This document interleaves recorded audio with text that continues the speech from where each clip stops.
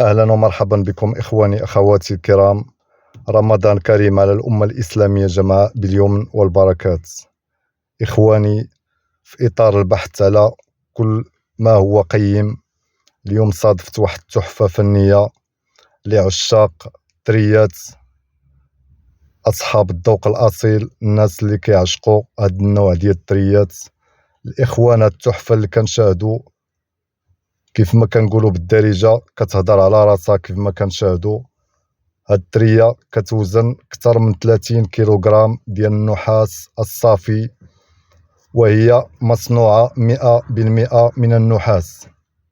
هانتوما الإخوان كيف ما كتشاهدوا، قلت لكم كتر من 30 أو 35 كيلوغرام ديال النحاس، يعني الترية عامرة، ماشي فحال دوك التريات اللي كنشاهدوا في اليوتيوب غير مغلفين بالنحاس. هذه ترية منقوشة باليد كيف ما كنشاهدوا. المواصفات شاهدوا إخواني، النقش يدوي، صناعة إيطالية 100%.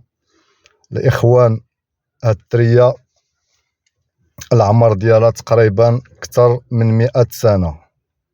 أنا كنعرضها الناس اللي كيعشقوا هاد النوع ديال التريات وكيبغيو الصالات البلديين.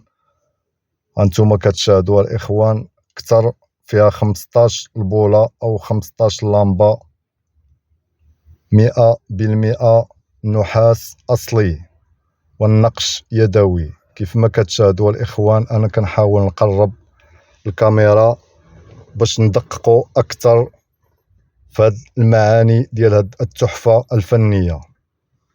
الإخوان اللي شاف هاد الترية وكان من العشاق ديال هاد النوع ديال التريات، راه كاين هاد التحفة معروضة للبيع، وأيضا هناك المزيد من التحف بحال هاد الترية اللي كنشاهدوا من النوع الراقي والنوع الرفيع. أيضا كاين هاد لي زاباجور أو التريات ديال الحيط، حتى هما إخواني كيف ما كنشاهدوا 100% مصنوعة من النحاس.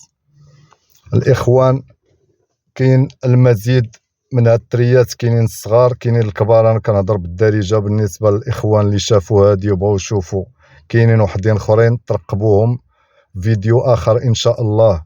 وإلا عجباتك هاد المنتوج تواصل معايا في الواتساب ولا صيفط لي كومونتير، انا غادي نجاوبك ونتفاهموا انا وياك في هاد التحفه. والسلام عليكم ورحمه الله تعالى وبركاته.